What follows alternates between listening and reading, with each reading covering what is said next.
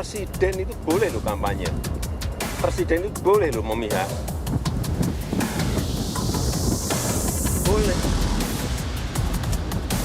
Tapi yang paling penting waktu kampanye tidak boleh menggunakan fasilitas negara. Boleh, Pak. Kita ini kan pejabat publik sekaligus pejabat politik.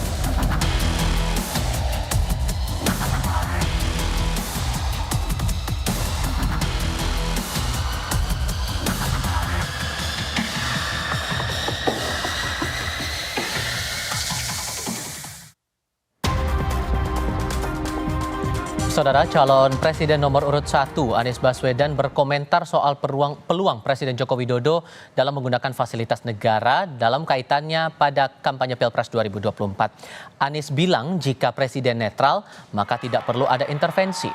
Anies mengingatkan Presiden untuk menjalankan netralitas dan tidak berfokus dalam memenangkan salah satu pasangan calon. Dengarkan, salamannya nanti. Terus sekalian, nyalakan. Netral itu tidak perlu mengeluarkan effort apapun. Ya.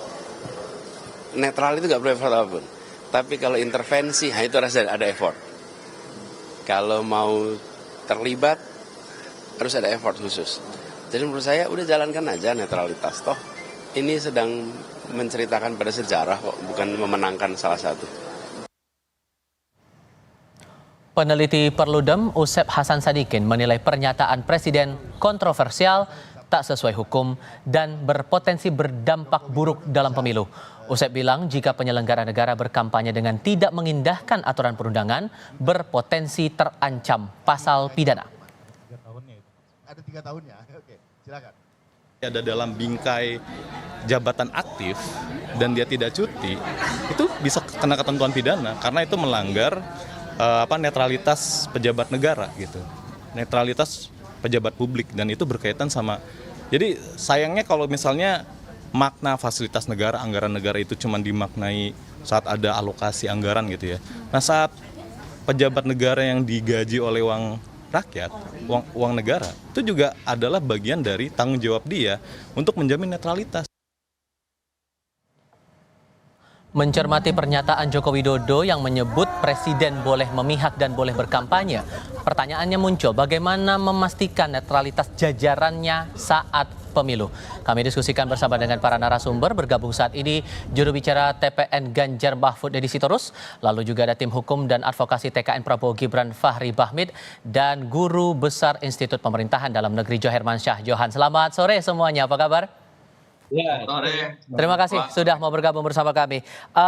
Bang Deddy, dengan mencermati pernyataan dari Presiden kemarin itu, Anda merasa bahwa itu melanggar aturan atau apa yang Anda cermati? Ya, pertama mungkin untuk pertama kalinya Pak Jokowi berkata jujur ya, tidak lagi berdusta atau melakukan gimmick.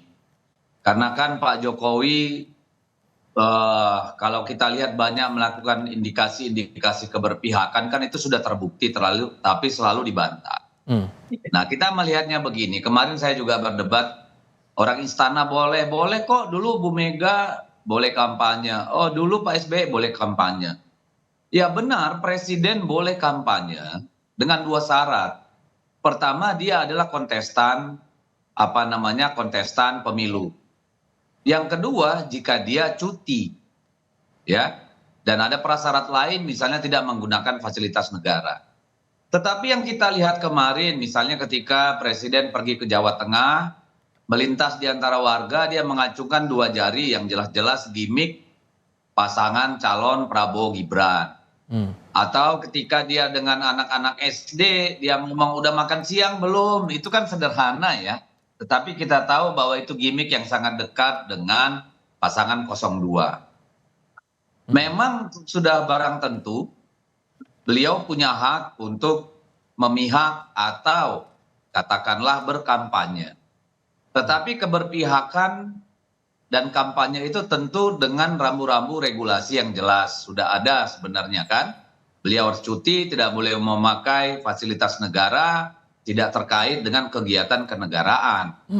Jadi ya silakan Presiden mengajukan cuti, lalu ya menanggalkan atribut kepresidenannya menjadi rakyat biasa, kecuali yang secara undang-undang melekat pada beliau seperti Pas Pampres gitu ya, itu silakan beliau berkampanye gitu. Dan itu Jadi pendapatnya itu sudah disampaikan PDIP langsung kepada Jokowi untuk mengingatkan bahwa jangan menggunakan fasilitas negara.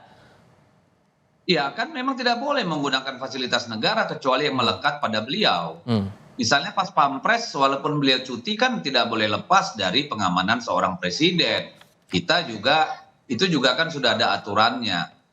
Tetapi kan ketika dia memakai fasilitas-fasilitas itu tentu ya janganlah gitu ya, walaupun cuti misalnya pakai mobil RI1 kemudian ngacungkan 2 jari pilih nomor 1 nomor 2 itu nggak boleh juga gitu loh. Jadi ini bukan hanya soal aturan regulasi yang dengan mudah mungkin diperdebatkan, tapi ini soal adab dan etika, soal bagaimana Pak Jokowi memberikan contoh teladan yang baik bagi kontestasi pemilu kita. Soal Karena adab dan etika terjadi, baru kali ini terjadi dalam sejarah. Soal adab dan etika itu. Bertarung gitu loh. Siap. Soal adab dan etika itu tadi ada aturan di mata TPN yang harusnya ditaati oleh Presiden, Prof. Jo. Sebetulnya batasan apa yang harus diperhatikan oleh Presiden merespon dari pernyataan Presiden bahwa Presiden boleh memihak, boleh berkampanye, Prof? Ya, Presiden itu kan punya multi role, ya berbagai macam peran. Dia kepala pemerintahan, kepala negara, pejabat pembina kepegawaian, panglima tertinggi yang membawahi angkatan bersenjata. Lalu juga dia sebagai the party's role namanya. Party role itu adalah dia pihak yang punya peran kepartaian di samping pribadi. Nah, dalam konteks pemilu yang on itu adalah peran beliau sebagai the party's role, peran kepartaian. Nah, kalau dia misalnya mau mengikuti kampanye, diikutsertakan dalam satu kampanye nih, itu kan regulasinya sudah ada, dibolehkan untuk ikut serta kampanye dengan batasan. Nah, ini dia, batasnya jelas sekali, dia itu harus cuti di luar tanggungan negara. Nggak boleh tidak cuti. Jadi kalau dia sambil naik mobil tadi, Bang Deddy bilang mengacungkan 2 jari, nah maka itu fasilitas negara, itu pelanggaran dari pasal 281 ya, 281 ya, Undang-Undang Pemilu nomor 7 tahun 2017. Pertanyaan, itu pelanggaran, tindakan harus dilakukan dong. Bawaslu harus berani nggak Bawaslu tuh melakukan proses penindakan kepada presiden yang melanggar pasal 281 itu. Gitu. Harus cuti di luar tanggungan negara. Bang Fahri melihatnya gimana kemudian ini? Iya, yang pertama begini ya, bahwa apa yang dilakukan oleh presiden dengan mengeluarkan statement bahwa presiden boleh kampanye, boleh berpihak ya. Komponen-komponen keberpihakan itu sudah diatur sebenarnya dalam Undang-Undang Pemilu, Undang-Undang 7 2017 itu. Nah, sekarang ini kan kita perdebatannya ini seolah-olah dengan mengacungkan 2 jari itu menjadi persoalan saat ini. Nah, saya mau katakan begini bahwa apa yang dilakukan oleh presiden dengan mengeluarkan statement pada saat doorstop ya dalam kegiatan itu sesuatu yang sangat konstitusional ya. Jadi memang karena ada fasilitas hukum yang diberikan kepada yang bersangkutan untuk punya hak tentunya ya untuk dia mau menggunakan kapan dan di mana itu tentunya dibolehkan dari sisi hukum. Yang kedua, secara paradigmatik sebenarnya saya mau katakan secara paradigmatik dalam Undang-Undang Nomor 7 2017 tentang pemilu itu sendiri, presiden itu boleh untuk berpilih, boleh untuk memihak gitu loh. Jadi kepemihakannya itu dibolehkan, itu sesuatu yang tidak haram sebenarnya. Hal yang boleh saja.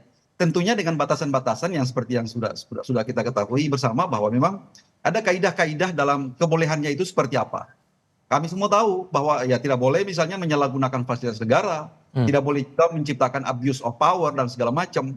Dan yang kedua adalah tentunya cuti. Nah, mekanisme cutinya ini kan sebenarnya sesuatu yang sudah diperdebatkan sejak lama. 2018 itu pada saat itu dialektika tentang seperti apa mekanisme cuti presiden itu sudah sangat banyak kita bicara pada saat itu.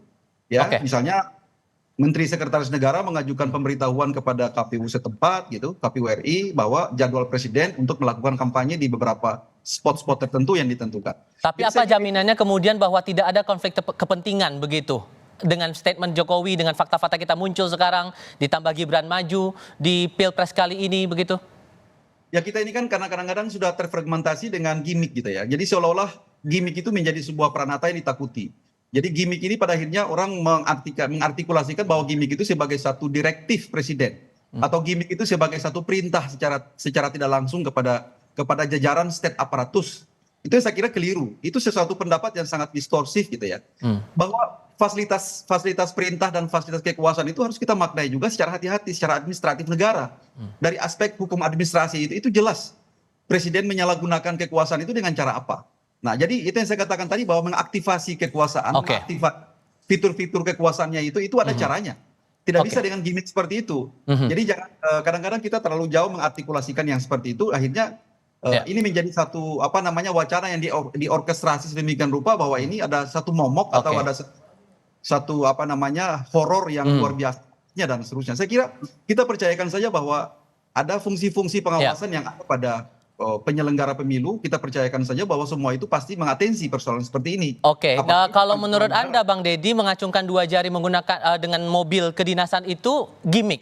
Menurut Anda Bang Deddy? Ya itu sudah jelas gimmick. Kenapa 2 jari? Kan kita dengan mudah menarik korelasinya. Kenapa bukan 3? Kenapa bukan 1? Itu kan tidak bisa lepas dari apa? Dari realita politik saat ini, di mana anak beliau adalah pasangan 02. Itu hanya orang naif yang mengatakan bahwa itu distorsi. Itu udahlah. Saya berharap dengan pernyataan tegas Pak Jokowi bahwa dia boleh memihak, dia boleh berkampanye, lakukanlah sesuai koridor hukum. Jangan melakukan hal-hal, ya, jangan mengakali peraturan, misalnya sering bersama Pak Prabowo, setiap hari bersama Pak Prabowo. Itu tidak melanggar hukum, itu melanggar adab dan etika. Bagaimana menjadi pemimpin yang yang menaungi seluruh kontestan pemilu. Jadi kalau mau jalan sama Pak Prabowo yang benar gitu ya, walaupun sulit kita memisahkan urusan kenegaraan mana urusan yang pribadi. Ini kan sudah bercampur baur. Karena apa? Ya karena anaknya presiden sedang ikut bertarung. Kalau Pak Presiden punya keinginan untuk memastikan pemilu ini jujur, pemilu ini luber, ya dia harus menghindari hal-hal seperti itu. Kita kan bukan manusia naif. Dilarang berpikir bahwa itu bukan bentuk dukungan.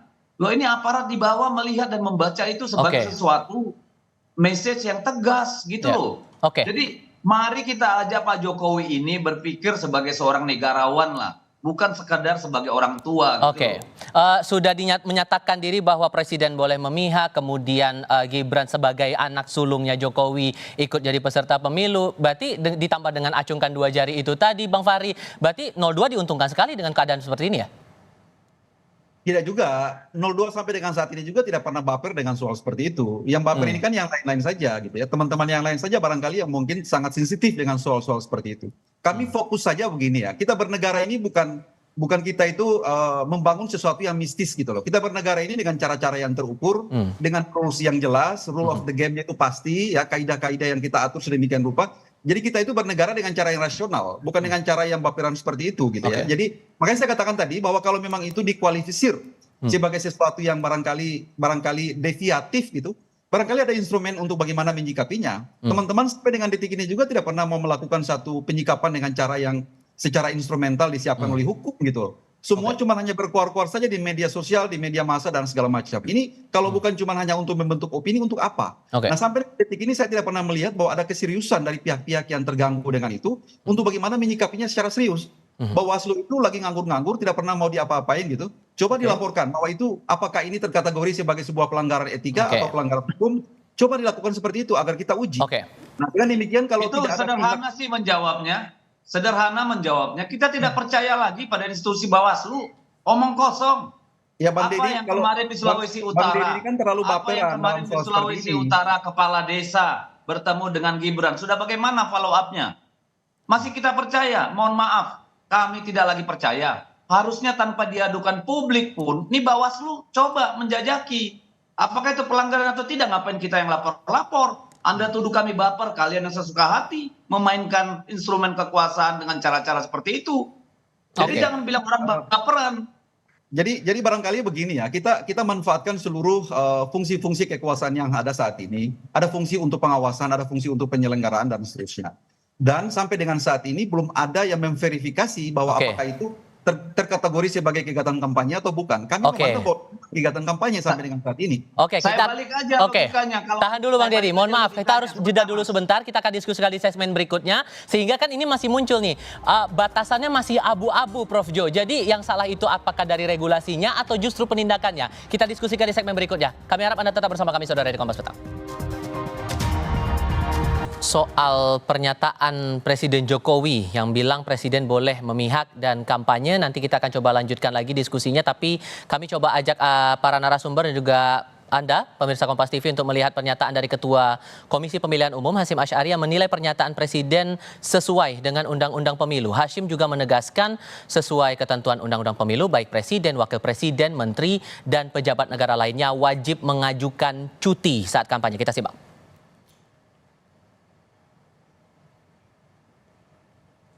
Kalau menyatakan ini ketentuan di undang-undang kan emang ada masalah menyampaikan ketentuan di undang-undang. Tapi secara etik ke publik bagaimana Pak? Ini kalau soal undang-undang kita bicara etik juga nih.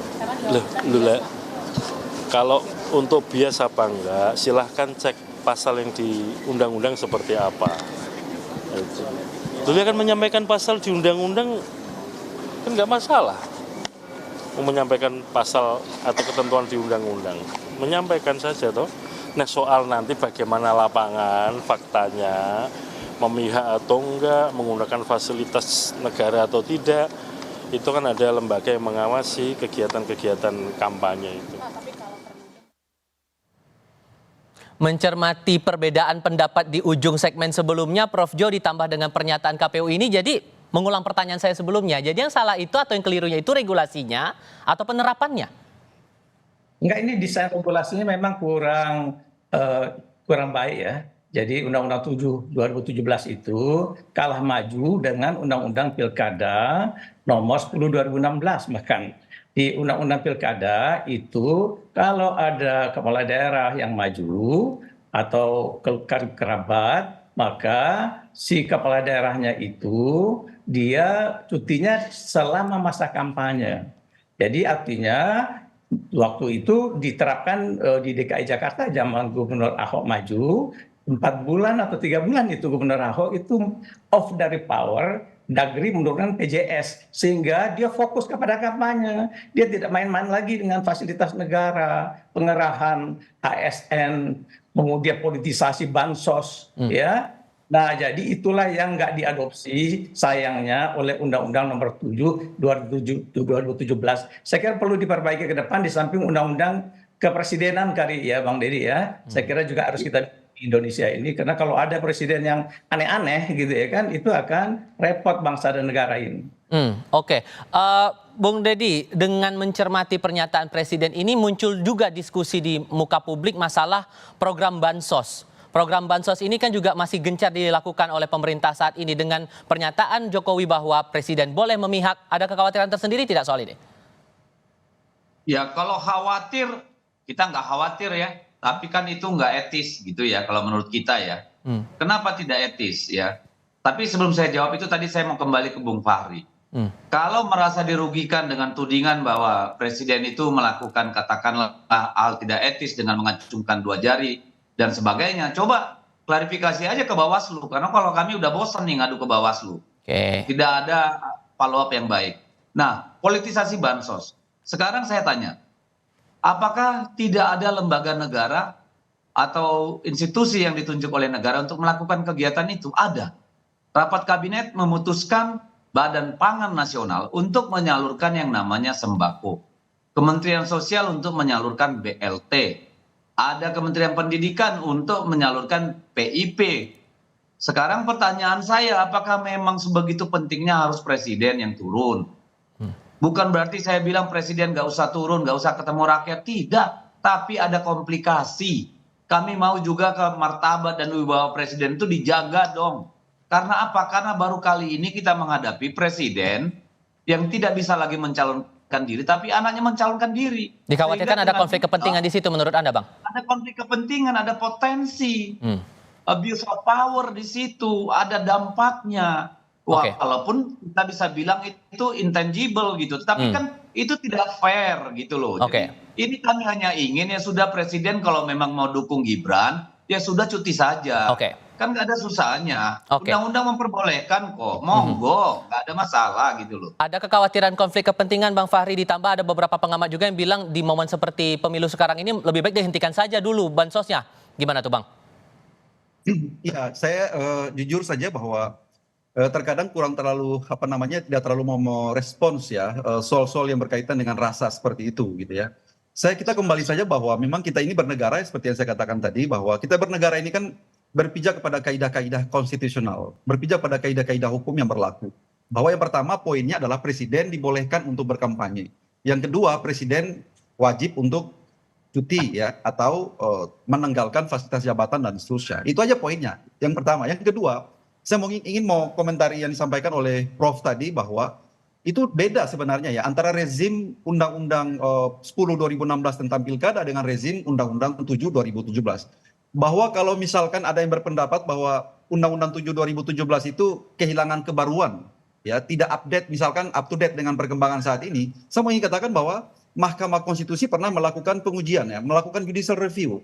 Ada tafsir konstitusional yang dibuat oleh MK melalui putusan nomor 10 tahun 2019. Yang mana presiden itu dibolehkan untuk melakukan kampanye dan seterusnya asalkan memperhatikan keberlangsungan urusan teknis pemerintahan, baik pusat maupun daerah. Jadi sepanjang kaidah itu kalau dipenuhi, saya kira ya kita konsisten saja untuk melaksanakan seperti itu. Makanya saya katakan tadi bahwa presiden itu cuma hanya melaksanakan fasilitas hukum yang diberikan oleh konstitusi, oleh undang-undang gitu loh. Haknya, ya namanya haknya itu ya tidak boleh dikurangi. Haknya itu bahwa seluruh perangkat regulasi, seluruh ekosistem maupun atmosfer dalam pelaksanaan penyelenggaraan pemilu harus memastikan bahwa presiden dapat menggunakan haknya asalkan dengan cara-cara dan kaidah-kaidah yang telah diatur. Ada rules yang perlu dipedomani, yaitu peraturan pemerintah 32 2018 bahwa presiden itu harus cuti, diajukan oleh Mensesnek dan segala macam, diberitahukan kepada KPU selama 7 hari. Itu saya kira untuk masalah itu. Jadi saya tidak mau mengomentari soal-soal yang berkaitan dengan rasa gitu ya. Kalau kita mendebatkan persoalan rasa ini, itu persoalan filsafat. Persoalan filsafat itu idealnya harus dibahas pada saat Undang-Undang 7 itu diundangkan pada saat itu. Politik hukumnya seperti apa pada saat pasal itu dimunculkan. Harusnya seperti itu idealnya. Begitu. Ya, ada tanggapan, Bang Deddy silakan. Ya, gimana ya kita meninggalkan soal rasa ya? Ini kan aneh juga sih kalau menurut saya.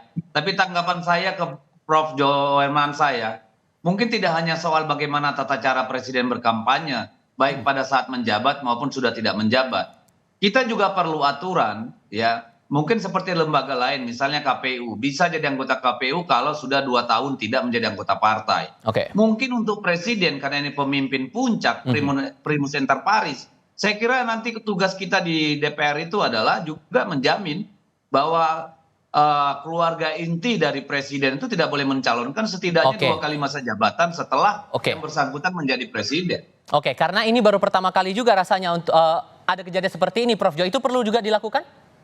Oh iya, saya kira memang untuk perbaikan ke depan ya, kalau untuk sekarang kan ini nggak mungkin lagi kita ada perubahan kebijakan.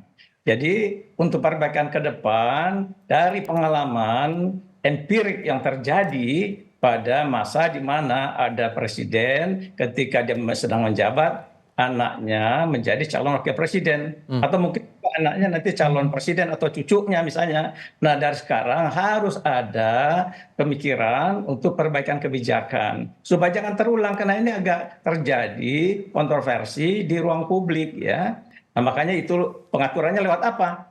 Lewat undang-undang kepresidenan supaya tegas dan jelas batas-batasnya. Plus pemilu kita. Terima kasih banyak untuk perspektifnya Prof. Joherman Sajohan, Bang Deddy Sitorus, dan Pak Fahri. Terima kasih sudah berdiskusi bersama kami. Selamat sore semuanya. Selamat sore, terima kasih.